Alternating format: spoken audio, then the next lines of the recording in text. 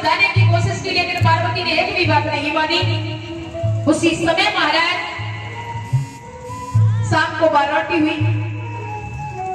बाराती होने के बाद महाराज वापस जो है जन्माशय में पहुंची और जो है वरमाला का जब नंबर आया तो पार्वती भगवान महादेव को वरमाला पहनाती है। महादेव ने पार्वती मैया के गले में वरमाला पहनाई।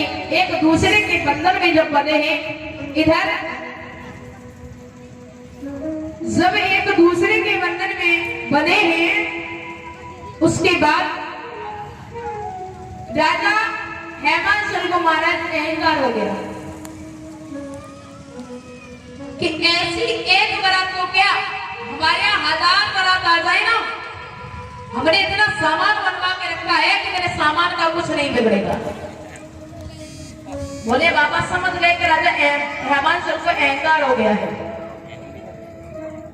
उसी समय भगवान महादेव ने हेमांचल के अहंकार को तोड़ने के लिए जैसे ही हेमांचल ने बारात को भोजन के लिए बुलाया तो महादेव ने कहा कि हमारी बारात थोड़ी इधर उधर को हो गई है, 2 बच्चे इन्हें लेना उन्हें भोजन करा दो। महाराज जैसे ही शुक्र और शनिचर को भोजन करने के लिए भेजा और जब ये भोजन करने के लिए गए,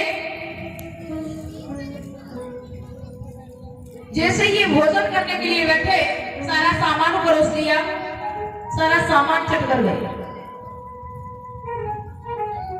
रसोई के अंदर जितना भी सामान था, माताओं जितने भी पकवान बने हुए थे, सारे सामान को खत्म कर दिया, सब कुछ भागा। अब रसोई में कुछ नहीं रहा। जब रसोई में कुछ नहीं रहा तो अब ईंटें, पत्थर, दीवार, जंगले, चौखटे उखाड़ उखाड़ के खाने लगे।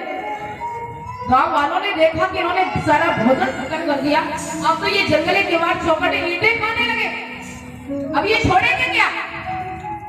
उसी समय परोसने वाले राजा हेमांचल के पास पहुंचे और बोले प्रभु अब तक गांव में कछु नहीं बचे हो, हमें तो लग रही सबको सुपड़ा साफ होगा। बोले क्यों?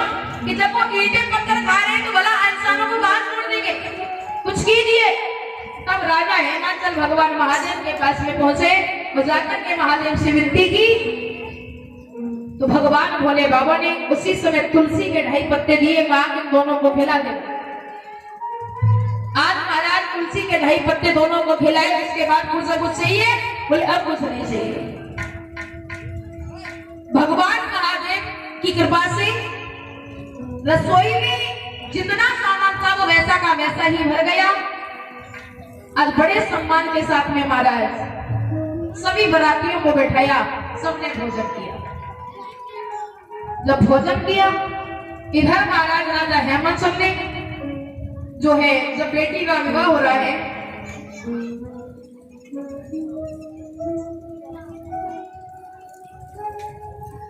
आज इधर राजा हेमांचल ने गिरजा के पीले हाथ किए हैं।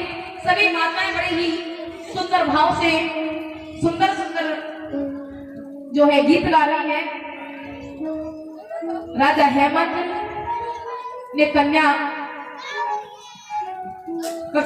किया। लेकिन एक बात और बताऊंगा, तो जब भगवान सुबह मंडप पर आए थे ना, तो भगवान विष्णु ने उन्हें इतना सुंदर बना दिया, इतना सुंदर बना दिया कि सुंदरता ही बदल गई।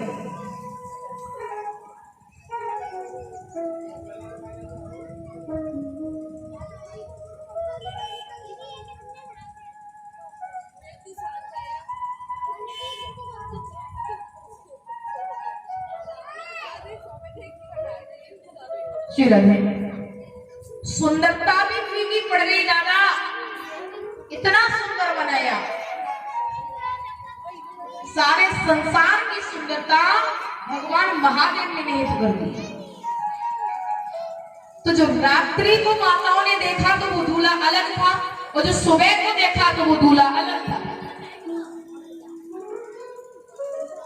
आपस में माताएं चर्चाएं कर रही थी कि दूल्हा बदल दिया, लेकिन भगवान महादेव और मैया पार्वती ने बड़ी प्रसन्नता पूर्वक जब कन्यादान हुआ है, पीले हाथ किए हैं। आज महाराज जब मैया मंडप के नीचे बैठी हुई थी तो भगवान महादेव से कहा उन्होंने कि प्रभु मैं विवाह आपसे कर रही हूं, इस सर्प से नहीं। तो सर्प को निकाल करके भगवान ने मंडप से बांध दिया, जिसे गूथ बोलते हैं।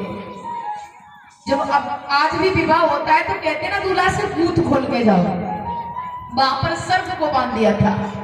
वो सर्प गूथ बना, और जो कढ़ाई में आप पानी रखती हो ना, तो मैया ने कहा था कि प्रभु मैं विवाह आपसे कर रही, इसे गंगा के साथ नहीं, सर से गंगा जी को निकाल करके उसी में छोड़ दिया।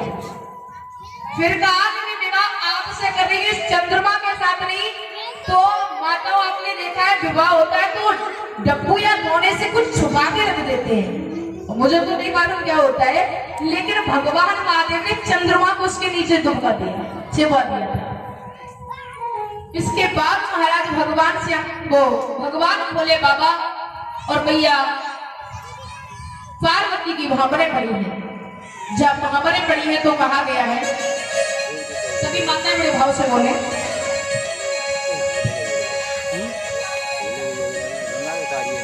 कि शिव पार्वती के संग पड़न लगी हरे हरे